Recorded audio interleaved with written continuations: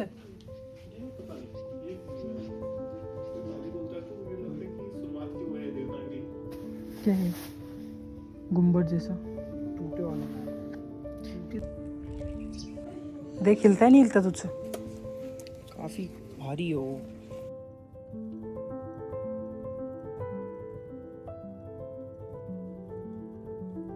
1200 साल पहले ना कोई टेलीस्कोप था, ना ही कोई कंपास और ना ही कोई आधुनिक टेक्नोलॉजी। फिर भी यहाँ पर हिमालय की इन ऊंचाइयों पर एक ऐसी संरचना बनी जो कि आज भी लोगों के होश उड़ा देती है। जी हाँ, मैं बात कर रहा हूँ कटारमल सूर्य मंदिर की। चलिए आज हम साथ में जानते हैं सिर्फ एक मंदिर के आध्यात्म के बारे में ही नहीं, इसके विज्ञान के बारे में।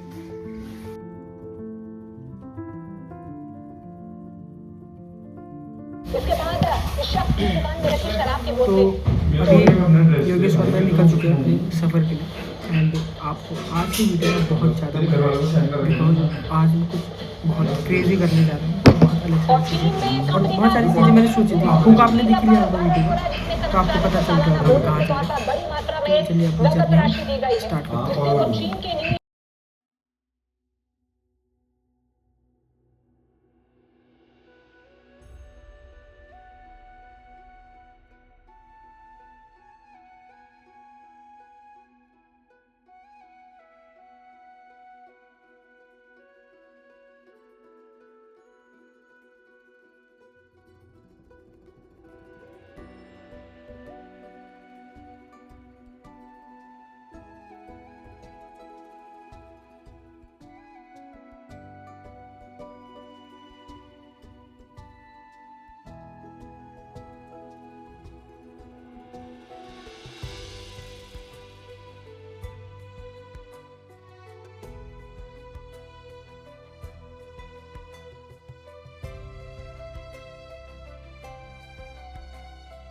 सो फ्रेंड्स, अभी फाइनली हम कटारमल मंदिर पर पहुंच चुके हैं। बहुत ही पुराना और बहुत ही विख्यात मंदिर है। आज इसके बारे में हम इसकी भाई मैं मेनली ना मंदिर के बारे में जानने के लिए नहीं आया था, मैं मेनली इसके साइंस के बारे में जानने आया था, मैं और मेरा दोस्त। तो आइए चलते हैं और आज का सफ़र हम शुरू करते हैं। तो योगेश, तू मुझसे कुछ पूछ रहा था, क्या पूछ रहा था? भाई मैं ये पूछ रहा था कि कटारमल नाम कैसे पड़ा? मंदिर तो सूर्य देव का है ना। हाँ, तो इसके भी एक कारण है। मेनली यहाँ पर ना कत्यूरी राजाओं का शासन था एंड 7वीं से बोलते हैं 9वीं शताब्दी में ये मंदिर जो है वो बना था। एंड मेनली जो कटारमल कत्यूरी राजा कटारमल थे, उनके नाम पे ही इस मंदिर का नाम कटारमल सूर्य मंदिर रखा गया है। Okay do.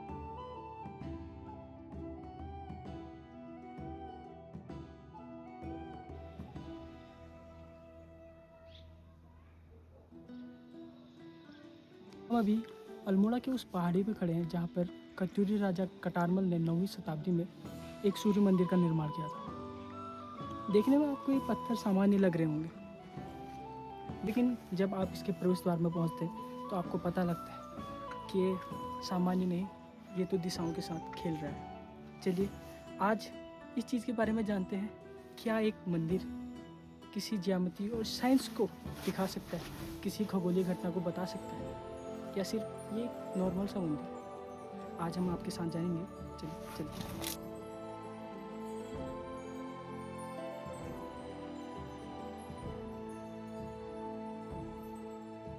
हाँ, यहाँ पर बोलते हैं ना कि ये मंदिर पूरा एक ही रात में बनाया गया था। सुबह होते ही ये मंदिर का कार्य जो है अधूरा रह गया था। एक रात में पूरा बना दिए।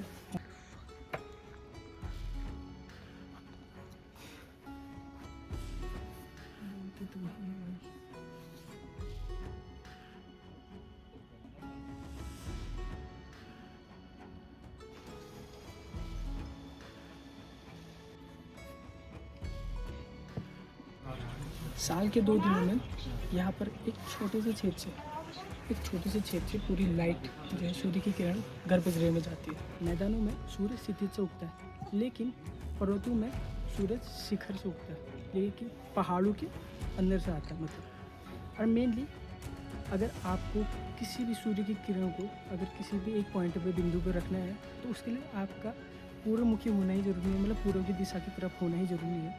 मेनली उसके लिए हमें उचित दिशा ही नहीं, कोण और मापने की भी ज़रूरत पड़ती है, जो कि इस मंदिर की खासियत है। आप मेरे पीछे देख सकते हो, साल में 2 दिन इस छोटे से छेद के अंदर से सूरज की पहली किरण गर्भगृह के अंदर जाती है।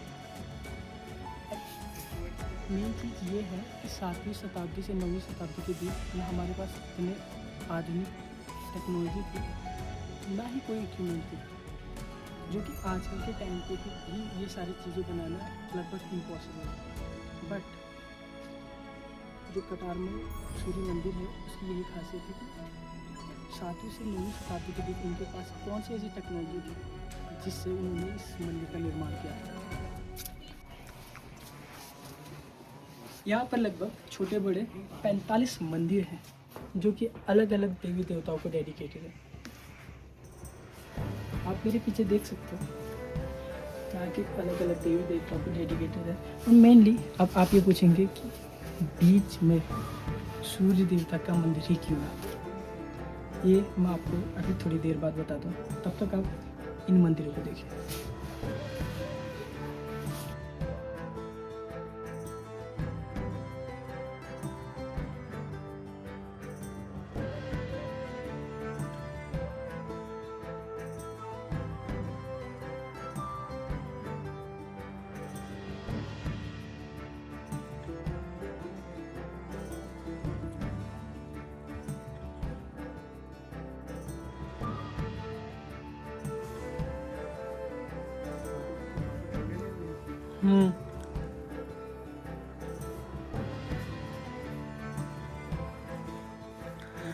मुझे ऐसा लग रहा है ना इनके अंदर मूर्तियाँ थी शायद, क्योंकि बहुत सारे मंदिरों में मूर्तियाँ हैं, बट बहुत सारे मंदिरों में मूर्तियाँ गायब हैं।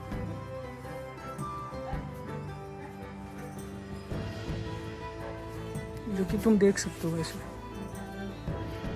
इस तरीके से कुछ खांचे टाइप की बनी हुई है। मेनली आपने इस तरीके की संरचना बहुत कम मंदिरों में देखी होगी।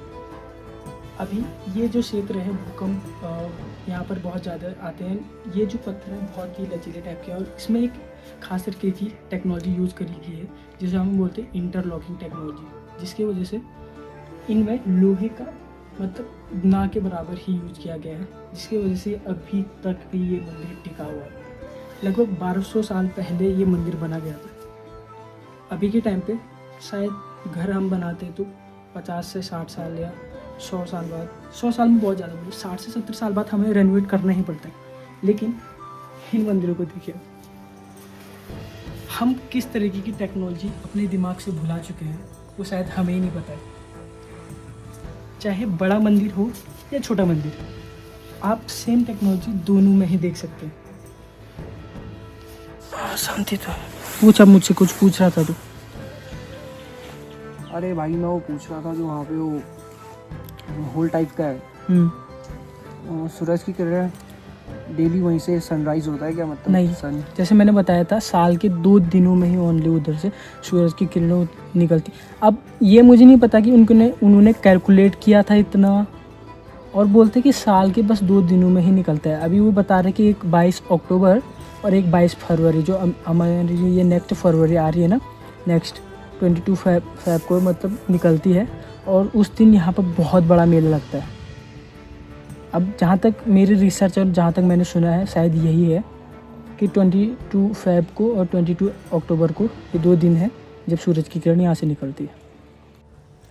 अभी जो मैंने रिसर्च की थी जितनी 1992 या 90s के टाइम पे यहाँ पर एक मूर्ति थी सूर्य देव की, बहुत तगड़ी मूर्ति थी। मतलब बोलते थे कि बहुत अच्छी मूर्ति थी, हम किसी ने देखा तो है नहीं, ठीक है, फोटोग्राफ्स वगैरह भी नहीं है, तो वो चोरी हो गई थी। उसके बाद बोलते हैं कि जो चोरी हो गई थी वो देख वापस हिलता नहीं मिल इसका गई थी कुछ। और उसको संरक्षित करने के लिए अभी वो क्या है नेशनल म्यूजियम में है। नेशनल म्यूजियम दिल्ली में है शायद। और यहाँ पर ना एक 1200 साल पुराना जो दरवाजे नहीं होते, दरवाजे थे, सूर्य भगवान की कार्विंग की थी, अलग अलग देवी देवताओं की कार्विंग की थी, उसमें अच्छे से तराशा गया था और बहुत ही मतलब रेयर दरवाज़ा था वो। तो वो भी जब इधर चोरी हुई तो उसके डर से चोरी होगी करके, उसके डर से वो जो दरवाज़ा था वो भी इधर से शिफ्ट करके नेशनल म्यूजियम में संरक्षित करने के लिए रख दिया। बिकॉज ऑफ हर वक्त तो कोई रह नहीं सकता, कोई चोर आए या कुछ भी करके मतलब कर सकता है ना, उसकी वजह से मतलब उसके डर की वजह से उन्होंने उधर से वही कर दिया, मतलब सारा करता। फिर उसके बाद एक मूर्ति और बनी जो कि हमने अभी देखी। वो किस चीज़ की बनी है? वो तुम्हें किस चीज़ की लग रही है? मुझे तो पत्थर की लग रही है। भाई वो पत्थर की नहीं है, मेनली वो जो मूर्ति है वो है बरगद के पेड़ की, गुम्बद जैसा। जिसके वजह से इस मंदिर का नाम एक और है जो कि बोलते हैं हम बट आदित्य। बट माने बरगद का पेड़, आदित्य माने सूर्य। चीज़ें नई नई जैसी लग रही। लेकिन इंटरनेट में बुढ़ आदित्य लिखा है इन्होंने। बुढ़ आदित्य मतलब ओल्ड सूर्य, मतलब एनिशियंट सन, ठीक है। लेकिन ऐसा नहीं है, बट आदित्य है। ये इंटरनेट में कुछ लिख देता है। जब सूरज होगा उस टाइम बन रहा होगा ये, तो मंदिर उस टाइम से लग गया होगा। अबे ये कितना बेकार से तेरा एक्सप्लेनेशन है, कैसे कर सकते? तू कर दे फिर। कैसे तू सोचना। चल इधर से एक चीज देखते हैं। इधर से कोई देख भी नहीं रहा। अबे ये देखना, इधर से तो पहाड़ भी नहीं दिख रहा। देखो ये अपनी खुद की थ्योरी निकालना है।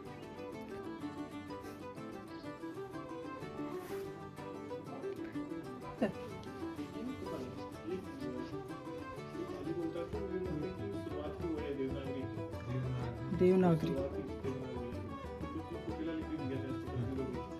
कुटीला।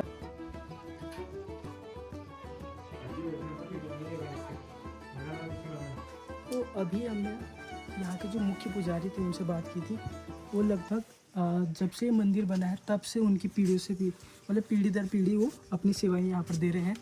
एंड उन्होंने जो हमें सारी चीज़ें बताई वो हम आपको बताते हैं धीरे धीरे करके, ठीक है। तो मेनली एक रात में जो वाली कहानी थी ना, वो मैं आपको बता दूँ अभी। तो कहा जाता है कि जो 9 लाख कत्यूरी राजवंश के राजा थे, उनका ये जो ना मतलब कुमाऊं में ना शासन चलता था, जिसकी वजह से एक रात की कहानी है कि वो जो जितने 9 लाख कत्यूरी राजा थे, उनका मानना था कि एक रात में ये मंदिर कंप्लीट करेंगे हम। और अगर एक रात में नहीं हो पाता था तो जिस अवस्था में उसी में छोड़ देते थे, ठीक है। एंड मेनली आप देख सकते हो भाई एक रात में इतनी मतलब आप देख सकते हो इतनी अच्छी। अगर 9 लाख लोग अगर किसी भी मतलब 9 लाख लोग फिर तो नहीं आएंगे, साफ सीधी बात है, लेकिन 9 लाख लोग अलग अलग कामों में लगे होंगे, हो सकता है ये पॉसिबिलिटीज़ है एक रात में बनने की, तब तो है भाई। मतलब एक चीज़ है, अगर 9 लाख लोग इस छोटी सी जगह पर काम कर रहे थे, अगर 9 लाख लोग इस छोटी सी जगह पर काम कर रहे थे तो 9 लाख लोगों को मेंटेन किसने किया होगा, मैनेज किसने किया होगा, ये बहुत बड़ी बात है। और जो उन्होंने लिपि में कुछ लिख के दिखाया था भाई, वो मतलब एक्सट्रीम लेवल था, वो बहुत ही मतलब अलग लेवल का था। बेसिकली मैं लोकलाइजेशन का काम करवाता हूँ एंड वो लैंग्वेज जो थी वो मैंने खुद ही फर्स्ट टाइम देख रखी थी। कुमाऊं में बहुत सारे ऐसे मंदिर हैं जिनके एक रात में बनने की बहुत सारी कहानियां हैं, लेकिन आज मुझे इस मंदिर में आके कुछ नया जानने को मिला और इस लिपि के बारे में मैं जानने के लिए बहुत ज़्यादा क्यूरियोसिटी में था। ना मुझे समझ आ रहा था, ना ही मुझे पढ़ने में आ रहा था। जाने क्या था इस भाषा में, जाने किसने क्या लिखा था, लेकिन एक संदेश और एक बात लिखी थी इस दीवार पे, जो ज्ञान शायद आज हम भूल चुके हैं, शायद हमने उसे भुला दिया है। तो सवाल ये उठता है, तो क्या केवल ये एक मंदिर है या ऐसा स्थान जहाँ धर्म और विज्ञान दोनों साथ खड़े हैं? सवाल ये नहीं कि यहाँ धर्म और विज्ञान साथ खड़े हैं, सवाल ये है कि जो ज्ञान हमारे पूर्वज जानते थे वो हम सब अभी के टाइम पे भूल चुके हैं। सवाल यह है कि अब शायद ही वो ज्ञान हमें इस चीज़ के बारे में बताएगा कि ये सारी चीज़ें कैसे बनी थी और क्यों बनाई गई। तो हमारी टीम ने बहुत ज़्यादा मेहनत लगाई है इस वीडियो को बनाने में। तो आपको अगर इसमें से थोड़ी सी भी हेल्प होती है तो आप इस वीडियो को शेयर कर सकते हैं। And thank you for watching this video. मिलते हैं हम ऐसे नई और अच्छी डॉक्यूमेंट्री में। तब तक के लिए ठीक है, बाय बाय।